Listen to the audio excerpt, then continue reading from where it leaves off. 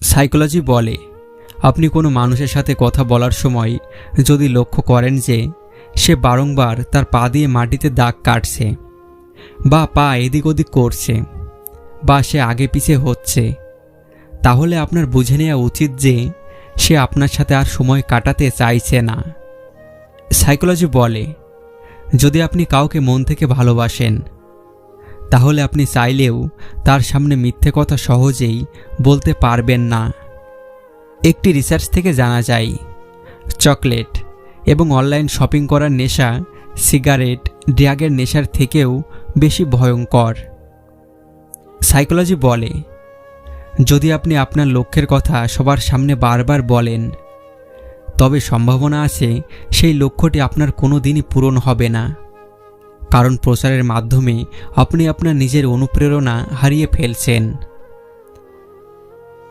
Psychology বলে, যে সমস্ত ব্যক্তি কোনো মানুষের কাজ দেখেই তার ভালোমন্দ বিবেচনা না করেই তার সমালোচনায় মুখর হন, তিনি আসলে আত্মবিশ্বাসহীনতায় ভুগছেন।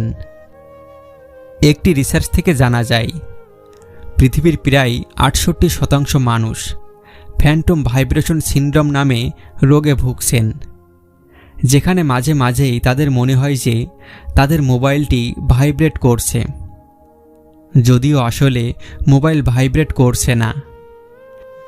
এই সমস্যা তাদের সাথেই বেশি হয়, যারা অধিকাংশ সময়ই তাদের মোবাইল ভাইব্রেট মোডে রাখেন। একটি রিসার্চ থেকে জানা যায়, মে মাসে যে সমস্ত বাচ্চারা জন্ম নেয়, তাদের ওজন অন্য মাসে জন্ম নেওয়া বাচ্চাদের ওজনের তুলনায় একটু বেশি হয়। তবে এর কারণ বিজ্ঞানীদের কাছে এখনও অজানা। সাইকোলজি বলে, মানুষ টাকা দিয়ে সম্পত্তি কেনার চেয়ে ভ্রমণ, সিনেমা দেখা, খেলা দেখা ইত্যাদিতে বেশি সন্তুষ্ট হয়। সাইকোলজি বলে, মানুষ চেষ্টা করলেও একই সময়ে 3 বা 4টির বেশি জিনিসের কথা কখনোই মনে রাখতে পারে না।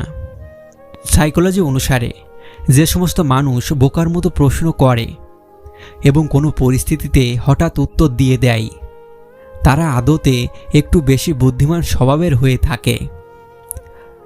সাইকোলজি অনুসারে যদি কোনো মানুষ হঠাৎ করে প্রচণ্ড রেগে যায়, তার মানে হলো সে ওই সময়টিতে প্রচণ্ড চাপে আছে, বা তার মাথায় কোনো গভীর চিন্তা চলছে।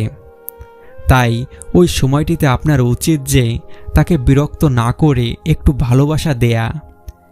একটি রিসার্চ থেকে জানা যায়, উচ্চ এবং দ্রুত বুদ্ধি সম্পন্ন মানুষেরা একটু দেরিতে ঘুমাতে যায়, অর্থাৎ বেশি রাত্রে ঘুমায়। সাইকোলজি অনুসারে কোনো মানুষ যদি জেনে শুনে মিথ্যা কথা বলে, তাহলে তার নাক গরম হয়ে যায়।